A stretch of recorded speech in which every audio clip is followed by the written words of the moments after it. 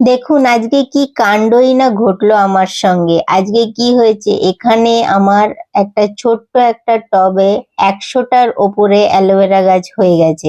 তো একটা ভিউয়ার্স অনেকদিন ধরেই অ্যালোভেরা গাছ নিয়ে কমেন্ট করছে, ওনার গাছের পাতাগুলো সামনের ডগটা শুকিয়ে যাচ্ছে।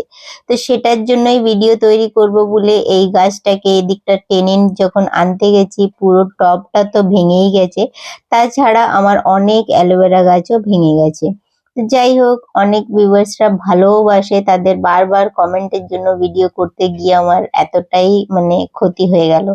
তো এবার আমি এটাকে সরানোর অনেক চেষ্টা করলাম কিন্তু পারলাম না। আর আরেকটা বড় টবে সেট করতে গেছি, তখনও কিন্তু ওই টবটাও ভেঙে গেছে। কারণ এতটাই ভার হয়ে আছে, ১০০টার ওপরে যে গাছ আছে এর মধ্যে। আর অ্যালোভেরা গাছ অনেকটাই ভারী থাকে।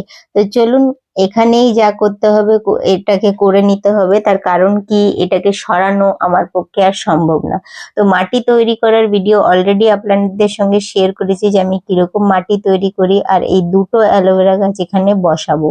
তো প্রথমে আমি যে খারাপ পাতাগুলো আছে সেগুলোকে সরিয়ে দিলাম। আর আপনাদেরও যদি অ্যালোভেরার টিপগুলো খারাপ হচ্ছে পাতার ডকের সাইডটা, তাহলে এই পাতাগুলো সরিয়ে দিয়ে একটা ভালো পটিং মিক্স দিয়ে বসিয়ে দেবেন। অ্যালোভেরা গাছে আমি কোনো রকম সার বা খাবার দেই না, একবার ভালো ওয়েল ড্রেন মাটিতে বসিয়ে দিই।